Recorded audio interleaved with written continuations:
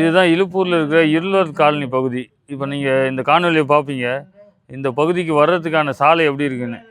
நேற்று பேசும்போது கூட ஐயா ராஜேந்திரன் அவர்கள் நியூஸ் 18 விவாதத்தில் எனக்கு பதில் சொல்லும்போது, எல்லா சாலைகளையும் நாங்கள் சரியாக போட்டோம், சரியாக சாலை போட்டிருக்கோம், ரோடு வசதியெல்லாம் கொண்டு வந்துட்டோம், அதனால் மக்கள் எங்களுக்கு வாக்கு செலுத்திடுவாங்க அப்படின்னு.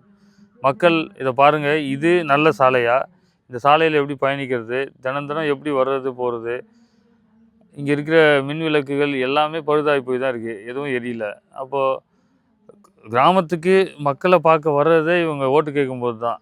அந்த நேரத்துலையும் வந்து சாலை நல்லா இருக்கு அப்படின்னா, அப்போ நீங்கள் இந்த கிராமத்துக்குலாம் வர்றதில்லை, நீங்கள் பார்க்குறதில்ல. நீங்கள் வந்து காசு கொடுத்து வாக்கு வாங்கலாங்கிற ஒரு பெரும் நம்பிக்கையோடு இந்த முறை களத்தில் நிற்கிறீங்க.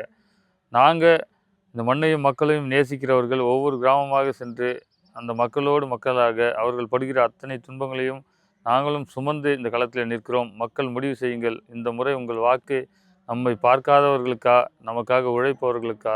விவசாய சின்னத்தில் வாக்கு செலுத்துங்கள். நம்முடைய அத்தனை சிக்கல்களையும் தீர்க்க உங்கள் பிள்ளைகள் இந்த களத்தில் நிற்போம். நன்றி.